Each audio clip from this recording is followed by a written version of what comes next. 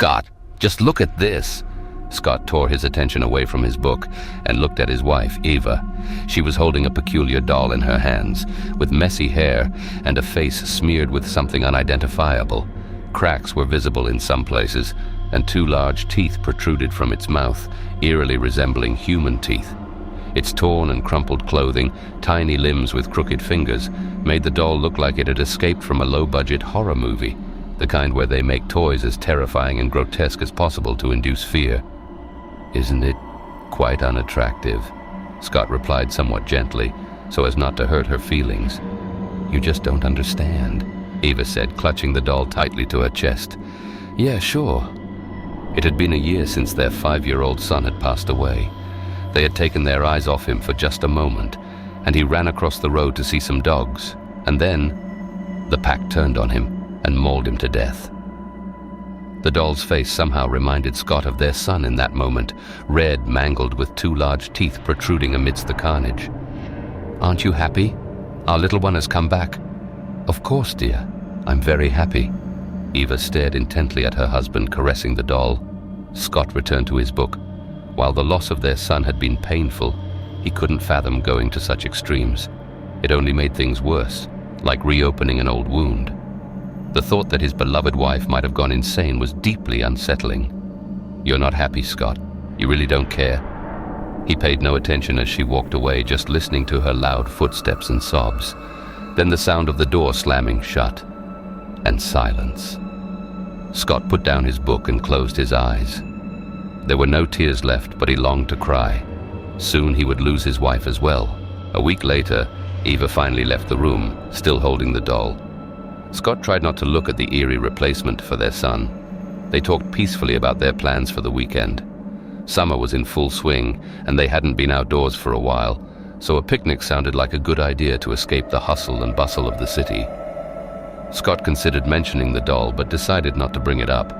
He didn't want to upset his wife further. Maybe she'd play with it for a while and then move on. At least, that's what Scott hoped for. When the weekend arrived, they all gathered together, Scott, Eva, and their son. It was a strange sight, a couple laughing, conversing, and enjoying delicious food as one would on a picnic, with a ghastly-looking doll watching over the happy pair, the birds and the small creatures. It listened to their conversation, the birdsong, and the rustling of the grass. It felt the gentle breeze. The doll seemed alive, or it did a very convincing job pretending to be. Life gradually began to stabilize. Eva found solace through the doll, and Scott stopped being bothered by her behavior, even playing with their son from time to time. This was happiness. A complete family, if one could call it that, and life didn't seem as gray anymore. But just as things started to improve, another calamity emerged. Eva's health deteriorated. With each passing day, she grew weaker and weaker. Scott even took time off work to be with his ailing wife.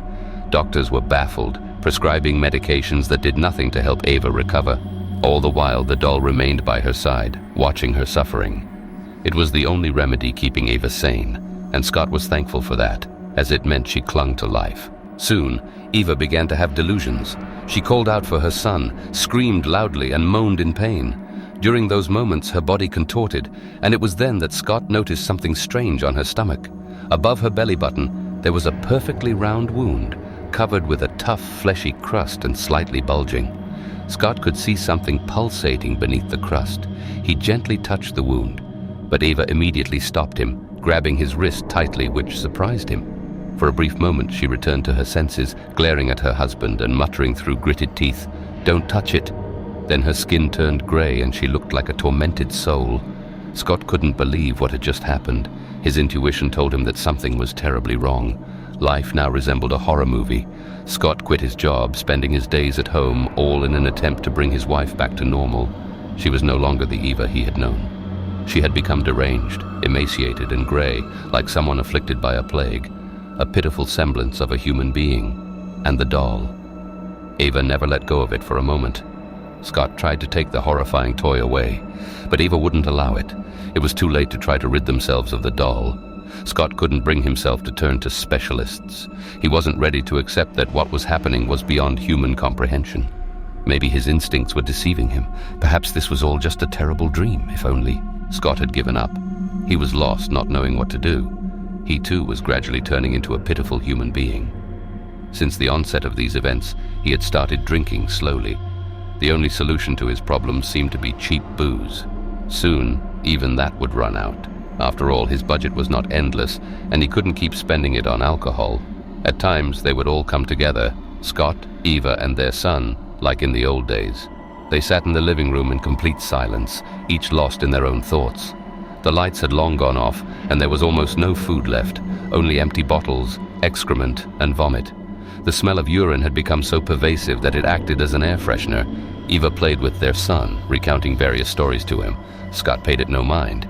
He had even forgotten that he wasn't alone anymore. And during one of these gatherings, Scott noticed something peculiar. When he looked at the doll, it seemed to be gradually turning into flesh, or rather, the plastic or whatever material it was made of was crumbling away, revealing exposed flesh underneath. Even the black eyes had fallen off, replaced by real human eyes of a murky color.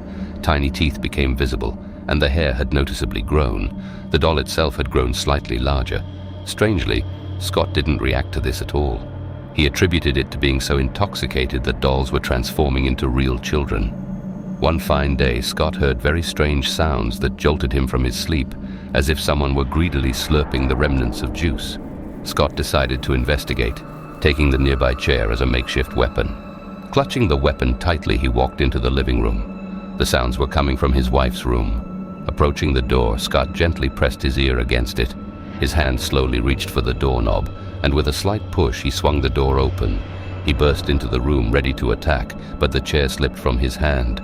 The very same doll was perched on Eva, sucking something out of her with its long proboscis, much like a mosquito. The flesh pulsed, oozing a translucent slime. The murky eyes darted around the room until they fixated on Scott, who had just entered. The proboscis disconnected from Eva's body, and it had become a genuine leather pouch with bones underneath. A wide, grotesque smile appeared from under the proboscis, resembling a nightmarish fusion of a fly and a human. It screeched loudly, leaping in place. "Now it's your turn, Daddy. I hope you're just as tasty."